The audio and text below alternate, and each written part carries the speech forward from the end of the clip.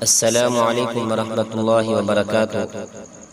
اعوذ باللہ من الشیطان الرجیم، بسم اللہ الرحمن الرحیم۔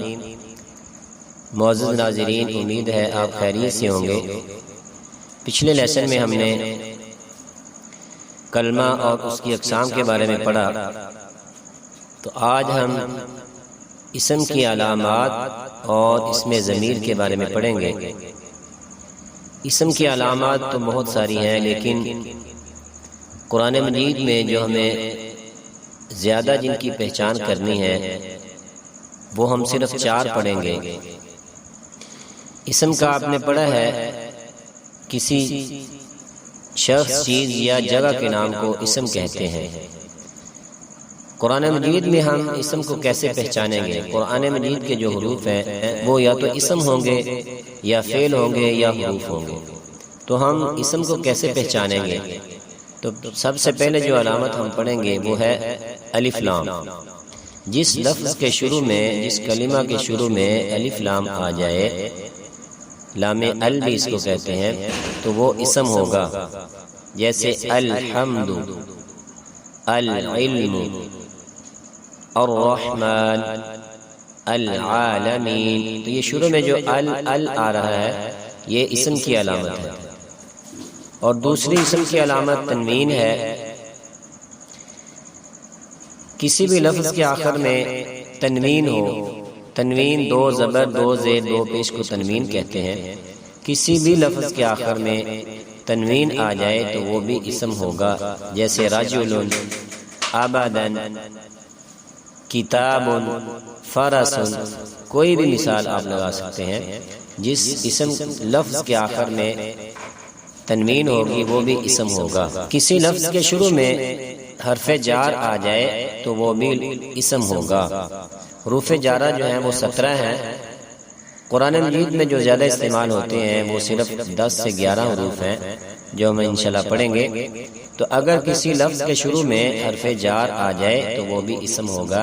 جیسے بزیدین، تو یہ با حرف جار ہے، تو اس کے بعد آنے والا جو زائد ہے تو یہ اسم ہے۔ اسی طرح للہ، لفظ اللہ ہے، اس سے شروع میں لام آیا ہے اللہ کے لیے، تو یہ لام جار ہے، تو اس کے بعد جو لفظ اللہ ہے تو یہ بھی اسم ہوگا۔ یعنی کسی لفظ کے شروع میں حرف جار آ جائے وہ اسم ہوگا۔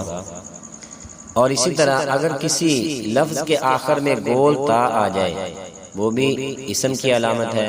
جیسے فاطمہ تو، طلحہ تو اور عائشہ تو، اس طرح جتنی بھی مثالیں ہوں گی جس کے آخر میں گول تا ہوگی وہ بھی اسم کی علامت ہے۔ اسم ضمیر،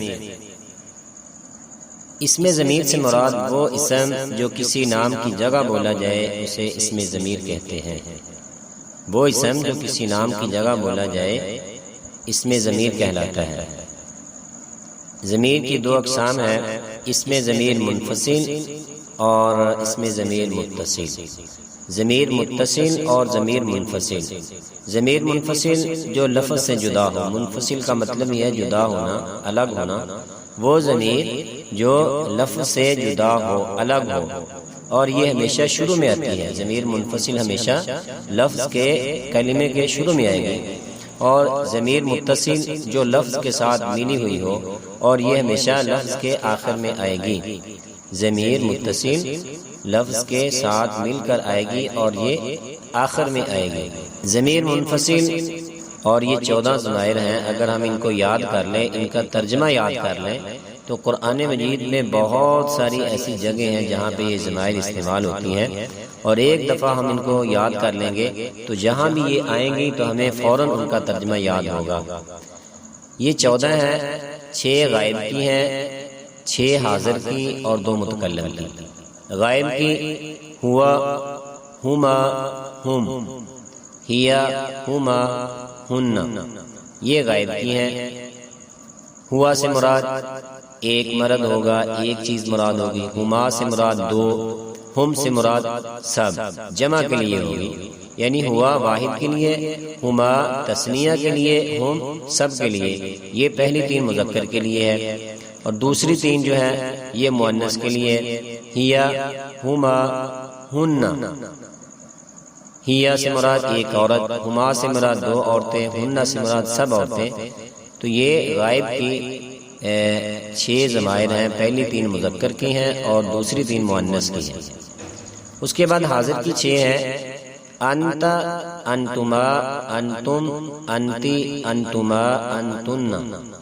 انت مخاطب کے لیے ہے، تو ایک مرد، انتما تم 2 مرد، انتم تم سب مرد، انتی تو ایک عورت، انتما تم 2 عورتیں، انتن تم سب عورتیں. تو پہلی 3 مذکر حاضر کی ہیں، انت، انتما، انتم. دوسری 3 جو ہیں انتی، انتما، انتن، یہ مؤنث حاضر کی ہیں. اور آخر میں جو 2 ہیں یہ متکلم کی ہیں، انا واحد متکلم کی ہے اور نحن جمع متکلم کی. انا مذکر ہو یا مؤنث، کوئی بھی بولنے والا ہو، متکلم ہو، وہ اپنے لیے یہ ضمیر استعمال کرے گا انا. اسی طرح مؤنث جمع کی جو ہے مذکر مؤنث کی ایک ہے نحن، اس کا مطلب ہے ہم. نحن انا میں، نحن ہم. تو یہ 14 ضمائر ہیں.